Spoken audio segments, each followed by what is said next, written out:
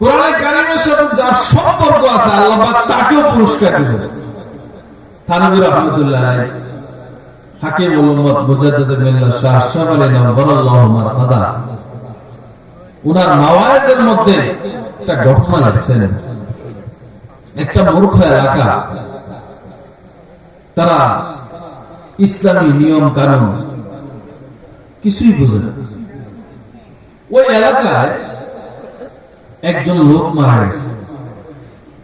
মারা যাওয়ার পরে তাকে কিভাবে গোসল করাইবে, মাইয়াতকে কিভাবে কাফন পরাইবে, কিভাবে জানাজা পড়াইবে, কিভাবে দাফন করবে, এই পদ্ধতি কেউ জানে না। লাশটাকে রাস্তার পাশে নিয়ে এলাকার লোকেরা দাঁড়ায় আছে। উদ্দেশ্য হলো এদিক থেকে যদি কোনো এমন লোক যায় যে এই বিষয়গুলো জানে, তার কাছে অনুরোধ করবে, ভাই আমার এই মৃত ব্যক্তিটাকে তুমি গোসল দিয়ে দাও, কাফন পড়ায় দাও, জানাজা পড়ায় দাফন করায় দাও, আমরা তোমাকে সহযোগিতা করব। এমনই একজন লোক আসছে, জিজ্ঞাসা করলো, ভাই তোমরা কেন দাঁড়িয়ে আছো, ঘটনা খুলে বলবো। বলার পরে ঠিক আছে, পানির ব্যবস্থা করে আমি গোসল দিই। তাকে গোসল দেওয়া হলো, কাফন পড়ানো হলো, জানাজা পড়ানো হলো, তাকে দাফন করা। দাফন করে ওই লোকটা তার কাছে চলে গেল, অফিসে চলে গেল। অফিসে যাওয়ার পরে সে তার পকেটে হাত দিয়ে দেখতে পেল জরুরি কিছু কাগজ পকেটে নেই। এখন চিন্তা করলো আমার কাগজগুলো কোথায় পড়তে পারে।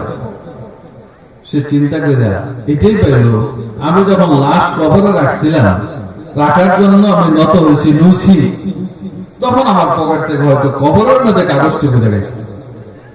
এই জন্য সে পুনরায় আবার মৃত ব্যক্তির বাড়িতে আসছে, এলাকার লোকদেরকে জমা করছে। জমা করে বলল, ভাই আমার কিছু জরুরি কাগজ তোমাদের কবরের মধ্যে পড়ে গেছে, যাকে আমি দাফন করছি ওই কবরে পড়ে গেছে। এখন কবর পুনরায় খনন করতে হবে, আমার জরুরি কাগজ লাগবে। তো এলাকার লোকেরা বললো, ঠিক আছে চলেন, আমরা আপনাকে সহযোগিতা করব। আল্লাহু আকবার। কবর খনন করা শুরু হলো। কবর খনন করতেছিল, যখন উপরের মাটিগুলো সরাইতেছিল, ভিতর থেকে সুঘ্রাণ আসতেছিল। যখন পুরা কবরকে খোলা হলো, দেখা গেল পুরা কবরটা ফুলের বাগান হয়ে গেছে, এবং ওই ফুল গাছের উপরে সেই জরুরি কাগজগুলো পড়ে আছে। তখন ওই কাগজগুলো নিয়ে আবার কবরটাকে আগের মতো করে ওই লোক ওই লোকের বাড়িতে গেল, মৃত ব্যক্তির বাড়িতে গেল।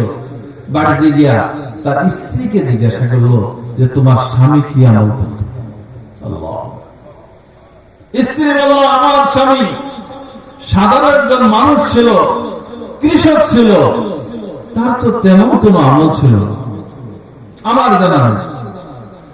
কিন্তু বারবার পিড়াপিড়ি করার পরে ওই মৃত ব্যক্তির স্ত্রী বলল, একটা আমল আমার জানা আছে। আমার স্বামী কৃষক ছিল, জমিনে কাজ করত, কাজ শেষ করে যখন বাড়িতে আসতো, ওই যে আমাদের তাকের মধ্যে একটা বই দেখা যায়, মহিলাও ভালো করে বলতে পারে না, এই বইটাকে আমার স্বামী পাক পবিত্র হইয়া গোসল করে ওযু করে এই বইটাকে নিয়ে বুকে জড়ায় ধরত আর আবেগে কাঁদতে থাকতো। এই বইটাকে খুলে সে চোখের পানি ছাড়তো, কাঁদতে থাকতো আর বলতো, আল্লাহ এটা তোমার কিতাব,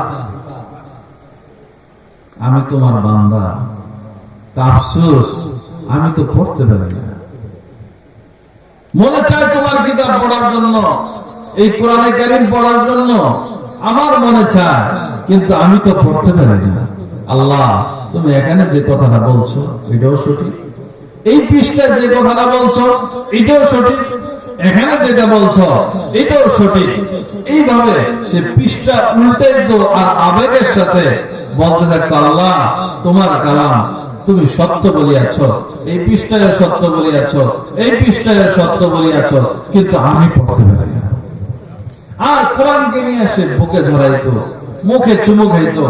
তখন ওই আলেম বলল, এটাই কারণ, তোমার স্বামী কোরআন পড়তে পারে নাই, কিন্তু কোরআনে কারীমকে মুহাব্বত করার কারণে আল্লাহ তাআলা তোমার স্বামীর কবরকে জান্নাতের বাগান বানাইছে। সুতরাং ভাইরা, প্রত্যেকে এই কোরআনের মাদ্রাসাকে আমরা মুহাব্বত করব, নিজের জান দিয়ে, মাল দিয়ে। আমার যতটুকু সাধ্য আছে, আমার যতটুকু প্রচেষ্টা করতে পারি, প্রত্যেকে আমরা আমাদের সাধ্য অনুযায়ী এই মাদ্রাসাকে সাজাইব, কোরআনে কারিমের উপর আমল করব। আল্লাহ পাক আমাদেরকে আমল করার তৌফিক দান করুন। আমাদের নবী শ্রেষ্ঠ নবী, কোরআনে কারিম শ্রেষ্ঠ, আমরা উম্মত শ্রেষ্ঠ। আমরা উম্মত শ্রেষ্ঠ হইব তখন যখন আমরা কোরআনে কারিমের উপর আমল করতে পারব।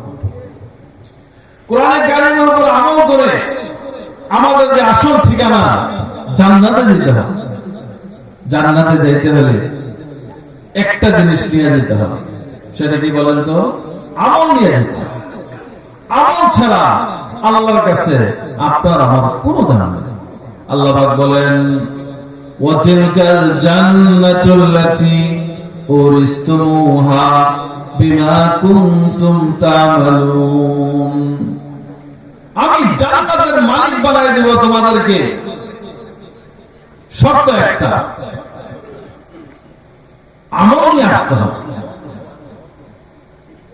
বাবা মারা গেলে সন্তান যেরকম মিরাজ সূত্রে তার সমস্ত সম্পত্তির মালিক হয়ে যায়, তদ্রূপ ভাবে তোমরা যদি আমার কাছে আমল নিয়ে আসতে পারো, ওই আমলের বিনিময়ে আমি তোমাদের নামে জান্নাত লিখে দেব। বলেন না সুবহানাল্লাহ। গ্রাম থেকে এক সাহাবী আসছে আল্লাহ রাসূলের দরবারে। আয়েশা বলল, ইয়া রাসূলুল্লাহ, দুল্লানি আলা আমালিন ইযা আমিলতুহু দাখালতুল জান্নাহ। সাদা মাটা সাহাবী গ্রাম থেকে আসছে। আয়েশা বলল, ইয়া রাসূলুল্লাহ, আমাকে একটা এমন আমলের কথা বলে দিন যার উপর আমল করলে আমি জান্নাতে প্রবেশ করতে যাব। এই আমলটার দরকার আছে না, কি বলেন? সাহাবায়ে কেরাম আল্লাহর রাসূলের কাছে এসে এই আবেদন বেশি করতেন, ইয়া রাসূলুল্লাহ, আমাকে এমন আমলের কথা বলে দিন যার উপর আমল করলে আমি জান্নাতে যেতে পারবো। ওই সাহাবীকে আল্লাহর রাসূল বললেন, সহজ সরল কিছু আমল দিয়ে দিলেন। ক্বালা তা'বুদুল্লাহ ওয়া লা তুশরিকু বিহি শাইআ। হে আমার সাহাবী, এক আল্লাহর ইবাদত করবে, আল্লাহ তাআলার সাথে কাউকে শরীক করবে না। ওয়া তুকিমুস সালাতা, দুই নম্বর নামাজ কায়েম করবে। দুই নম্বর আমল কি জোরে বলেন তো? নামাজ কায়েম করা। দুই নম্বর আমল কি? নামাজ কায়েম করা। এটা হলো আপনার আমার পরিচয়।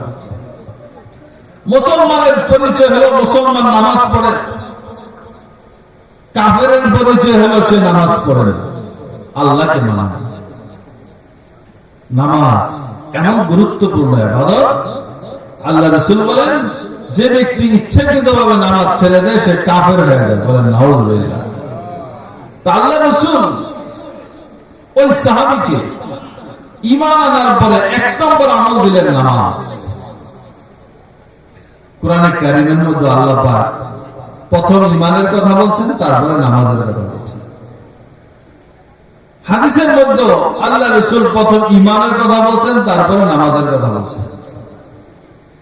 আল্লাহ পাক আল্লাহ রাসূলকে প্রথম ঈমানের কথা বলছেন, তারপরে নামাজের কথা বলছেন।